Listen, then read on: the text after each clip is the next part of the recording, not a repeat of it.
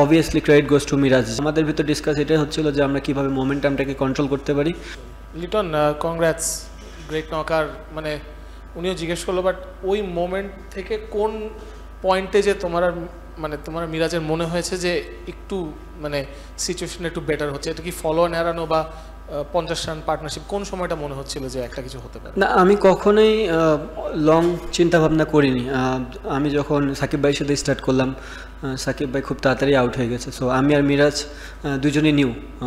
একটাই ডিসকাশন চলতেছিল যে খেলাটা কতখানি লম্বা টানা যায়, কারণ তারা খুবই ভালো বল করতেছিল। নিউ বল অলওয়েজ চ্যালেঞ্জিং, আর তারা একটা ভালো মোমেন্টামে ছিল। তো আমাদের ভিতর ডিসকাস এটাই হচ্ছিল যে আমরা কীভাবে মোমেন্টামটাকে কন্ট্রোল করতে পারি। Obviously credit goes to Miraz. যেভাবেতে আমার তো হাতে লাগার কারণে আমি খুব একটা শট খেলতে পারতেছিলাম না, বাট মিরাজ তাদেরকে অনেকটা ব্যাকফুটে করে দিয়েছে তার শট খেলে। সো আমার মনে হয় মিরাজের কয়েকটা আর্লি বাউন্ডারি, 5-6টা আর্লি বাউন্ডারি খেলার একটা রিদম তৈরি করেছে।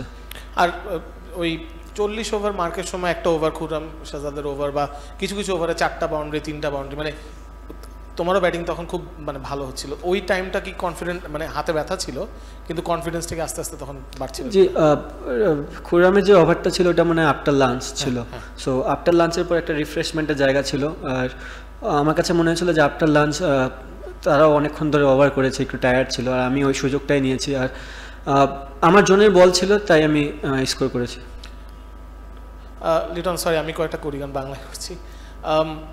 মিরাজ আউট হওয়ার পর তাসকিনও খুব তাড়াতাড়ি আউট হলো, কিন্তু তারপরে তার মধ্যে ইউ হ্যাড ক্র্যাম্পস।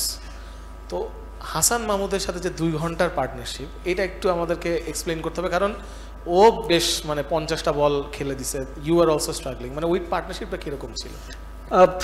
একটা জিনিস ছিল যে হাসান যখন আসে সম্পূর্ণ আমি ডিফেন্সিভ মাইন্ডসেটে চলে গিয়েছিলাম, কারণ আমার বলা সব ফিল্ডারই বাইরে। সো আমার কোনো অপরচুনিটি নেই যে ওখান থেকে বাউন্ডারি বা কোনো কিছু বের করা। ক্রেডিট টু হাসান যে সে আমাকে অনেকক্ষণ ধরে খেলানোর সুযোগ দিয়েছে।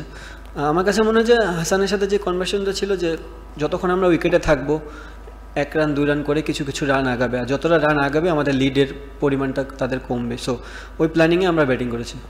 পাকিস্তানের 9 রানে 2 উইকেট, হাতে 2 দিন, তবে বৃষ্টিরও একটা ফোরকাস্ট আছে। তো কি মনে হচ্ছে বাংলাদেশ কি এই টেস্ট জিতবে?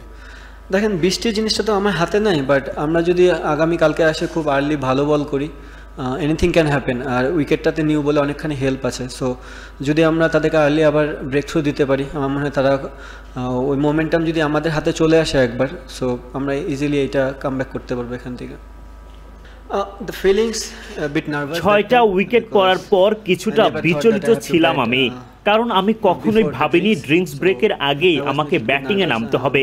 মিরাজ এবং আমি যখন ব্যাট করছিলাম তখন আমরা বলছিলাম যে তাদের এখন ভালো মোমেন্টাম আছে, আমরা এখন সময় নিব এবং দেখা যাক সামনে কি হয়। Not really. এর আগে আমি 141 রানের ইনিংস খেলেছিলাম শ্রীলঙ্কার বিপক্ষে। একই ঘটনা ঘটেছিল তখন। আমার মনে হয় ভালো পুঁজি পেয়েছি আমরা। এরকম সুযোগ পাওয়ায় আমি ভাগ্যবান ছিলাম। আমি বেশ খুশি।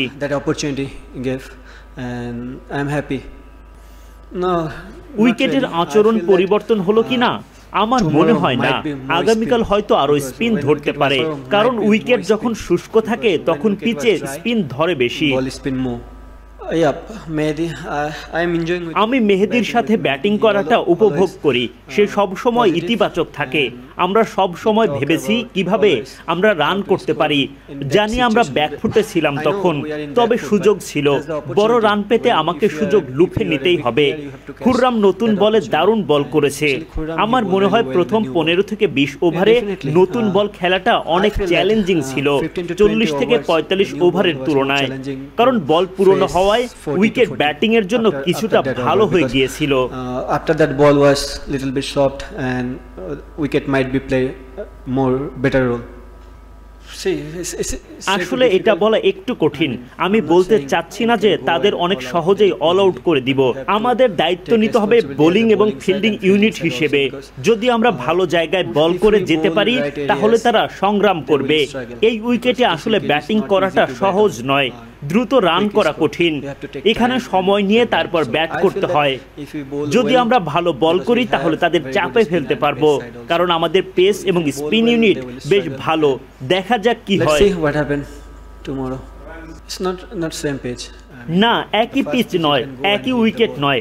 আগের ম্যাচের পিচে আপনি গিয়েই শট খেলতে পারবেন সহজে, তবে এখানে গিয়ে ছন্দটা ধরে রাখতে হবে। কিছুটা স্লো উইকেট ছিল, ফলে ভাবতে হয় কোন শট খেলতে পারবেন আর কোন শট খেলতে পারবেন না। Take responsibility as a what shot you play. What were the feelings between when 6 down 26 and you both came and what was the discussion between you and Miraj?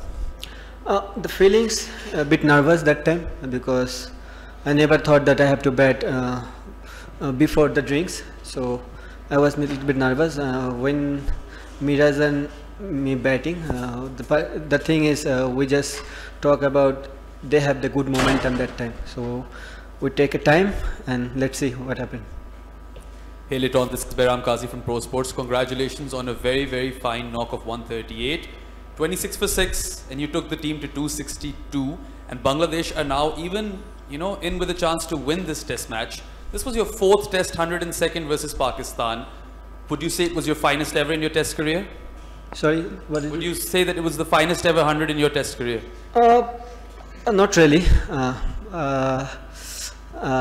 I scored 141 against Sri Lanka. The same thing happened to me. I thought it's a good total at the moment, and I'm lucky to that opportunity gave, and I'm happy.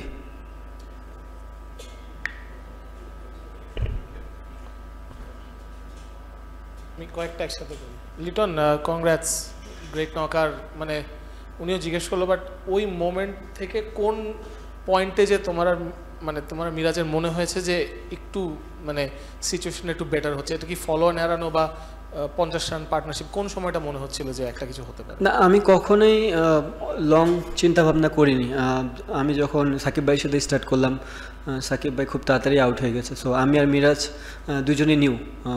একটাই discussion চলতেছিল যে খেলাটা কতখানি লম্বা টানা যায়, কারণ তারা খুবই ভালো বল করতেছিল। নিউ বল অলওয়েজ চ্যালেঞ্জিং, আর তারা একটা ভালো মোমেন্টামে ছিল। তো আমাদের ভিতর ডিসকাস এটাই হচ্ছিল যে আমরা কীভাবে মোমেন্টামটাকে কন্ট্রোল করতে পারি। Obviously credit goes to Miraz, যেভাবে আমার তো হাতে লাগার কারণে আমি খুব একটা শট খেলতে পারতেছিলাম না, বাট মিরাজ তাদেরকে অনেকটা ব্যাকফুটে করে দিয়েছে তার শট খেলে। সো আমার মনে হয় মিরাজের কয়েকটা আর্লি বাউন্ডারি, 5-6টা আর্লি বাউন্ডারি খেলার একটা রিদম তৈরি করেছে।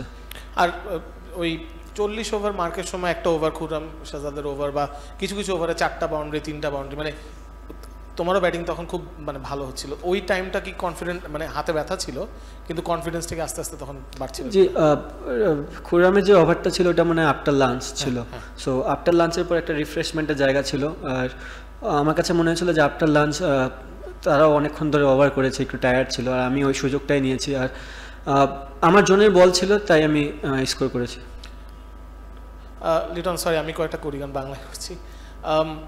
মিরাজ আউট হওয়ার পর তাসকিনও খুব তাড়াতাড়ি আউট হলো, কিন্তু তারপরে তার মধ্যে ইউ হ্যাড ক্র্যাম্পস।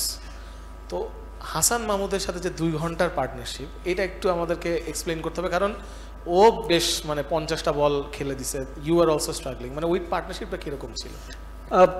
একটা জিনিস ছিল যে হাসান যখন আসে, সম্পূর্ণ আমি ডিফেন্সিভ মাইন্ডসেটে চলে গিয়েছিলাম, কারণ আমার বেলা সব ফিল্ডারই বাইরে, সো আমার কোনো অপরচুনিটি নেই যে ওখান থেকে বাউন্ডারি বা কোনো কিছু বের করা। তো ক্রেডিট টু হাসান যে সে আমাকে অনেকক্ষণ ধরে খেলানোর সুযোগ দিয়েছে।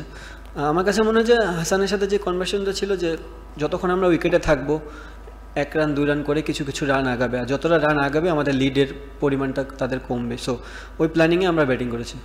পাকিস্তানের 9 রানে 2 উইকেট, হাতে 2 দিন, তবে বৃষ্টিরও একটা ফোরকাস্ট আছে। তো কি মনে হচ্ছে বাংলাদেশ কি এই টেস্ট জিতবে? দেখেন, বৃষ্টির জিনিসটা তো আমার হাতে নাই, বাট আমরা যদি আগামীকালকে আসে খুব আর্লি ভালো বল করি, এনিথিং ক্যান হ্যাপেন। আর উইকেটটাতে নিউ বলে অনেকখানি হেল্প আছে, সো যদি আমরা তাদেরকে আর্লি আবার ব্রেক থ্রু দিতে পারি, আমার মনে হয় তারা ওই মোমেন্টাম যদি আমাদের হাতে চলে আসে একবার, সো আমরা ইজিলি এটা কাম ব্যাক করতে পারবো এখান থেকে।